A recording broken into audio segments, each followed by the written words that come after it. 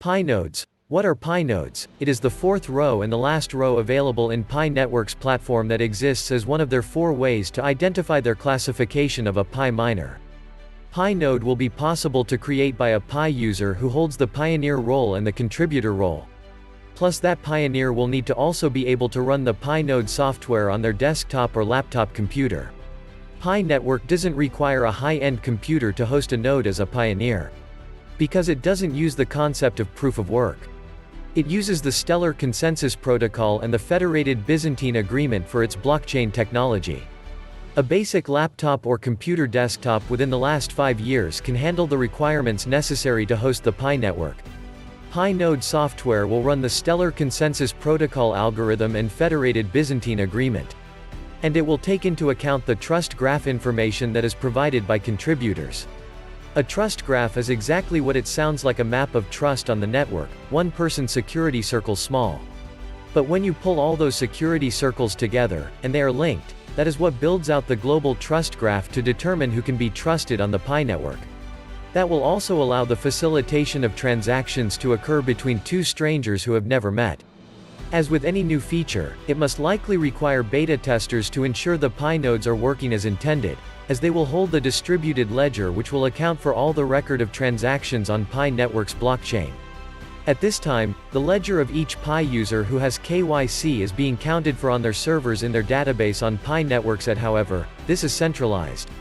And the Pi nodes will allow us to transition the network to be decentralized through the Pi nodes. The software program will be open-sourced software. What this means is anyone in the community will be able to read, comment, and propose suggestions that can improve the system. So if you are a developer, this is something that you would be interested in. I know that connected properly is referred to as an intact node. The main Pi network is defined as incorporating all intact nodes within the Pi network. The main task for each node is for it to be configured so that it connects correctly to the main Pi network. For a node to be correctly connected, the pioneer must choose a quorum slice so that all resulting quorums that include your node intersects with existing network's quorum. The main thing that's different about the Pi network concerning it using the Stellar Consensus Protocol is the fact that it will be integrating its concept of trust graphs that are provided by Pi contributors as the information that will be used by the Pi nodes when they are setting up their configurations to connect to the main Pi network. When a Pi user is selecting their quorum slices, these nodes must take into consideration the trust graph that's available by the contributors, including their own security circle. This is why when you set up your own security circle, many people had instructed you to only select people that you trust. And to assist in this important decision for Pi users, the Pi network will release an axillary graph analysis software program to assist Pi users running nodes so that they can make informed decisions. This software will provide daily information which includes a PageRank list. This has been analyzed and will be nodes that are in the trust graph. They will be ordered based on their proximity from the current node in the trust. There will also be a list of nodes that are reported by the community as faulty. We'll also have a list of new nodes seeking to join the network that is available as people create them. A list of recent articles on nodes that are misbehaving, as well as a visual representation of nodes that are making up the Pi network. We'll have a quorum export, which will help further explain in detail how Pi Network's quorums are built, how valid it is or established, so on and so forth. Basically, the trust that's established initially is then carefully and meticulously established thereafter to future quorums as well as quorum slices. Lastly, a simulation tool that monitors quorum will be able to show the expected results of impact to the connectivity of the nodes to the Pi network. When the current node configuration changes, which it will, as the network will ask you to optimize your configuration daily. Pi network is working on a way to automate the feature of optimally integrating into Pi network configurations. On the first deployment of the Pi network, users who are running nodes can update their node configuration at any time. They will be prompted to confirm their configurations daily, even if they didn't update them. When a pioneer needs to confirm that a given transaction has been executed, such as that person receiving Pi from another Pi user, they will open up their mobile app. At this point, their mobile app will connect to one or more nodes nearby to inquire if the transaction has been recorded on the ledger. And also to get the most recent block number as well as the hash value of that block.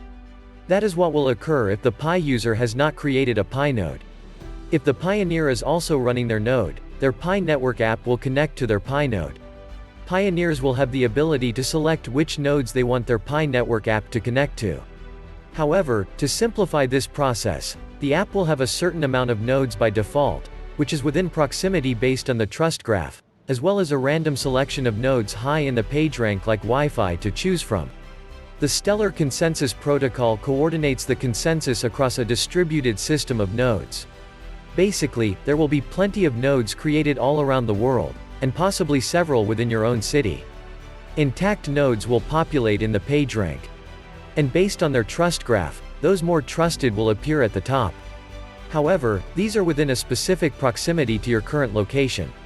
The same Stellar Consensus Protocol algorithm that the Pi network will be using will not only be able to record new transactions taking place in new blocks every few seconds but can also be used to periodically run more complex computations. And an example of such an application would be to compute the network's new Pi distribution of Pi across all its miners who actively participated and given that basically, Pan mining rewards will be computed once a day, and not for each block of the blockchain like traditional cryptocurrencies before Pi. Pi nodes will help bridge the gap between the Pi network being centralized to allow Pi to transition to become the decentralized cryptocurrency. This is why we have the 3 phases to progress. To become fully decentralized, Pi network's blockchain technology will be integrated and exist as Pi nodes exist. This is phase 2 of Pi network, the test phase. Many pioneers may be able to have the opportunity to build a Pi node during the test phase. Each node can independently validate a transaction. The network though must come to a consensus to determine which transactions to record on a block in the order of these transactions and the blocks. The Federated Byzantine Agreement, also known as the FBA, allows there to not only be one central quorum that acts as validators in the network, it allows each node to set their own quorum slice, which forms different quorums that future nodes are brought into the network based on trusted nodes that validate and declare that that node can be trusted. This system doesn't require a central quorum. This is how the blockchain technology Pi network establishes and builds its security within its network. In summary, you must hold the pioneer role, as well as the contributor role. This will allow you to build a Pi node, and Pi nodes are only one of 4 ways to earn more Pi. You can earn more Pi through a Pi node through transaction fees whenever the volume of transactions is a lot higher than usual. When Pi nodes are launched, the Pi core team will host several nodes on the testnet during its inception. I refer to them as the Genesis nodes at the Pi network. For any Pi node to join the main net, it would have had to exist during the testnet. I would highly recommend you to consider building a Pi node as it becomes available to the Pi community around the world. How big is the Pi network? A lot bigger than you may realize concerning what other people are building for it. On October 1, the 3G network was launched in Japan. The first smartphone iPhone. The technology to unlock the potential of 3G did not come into existence though. Until 2007. The practical applications for 3G came after the same way the practical applications for Pi must come after its platform has been established. In the next episode, I will share with each of you more about the world we are all collectively building for the Pi network.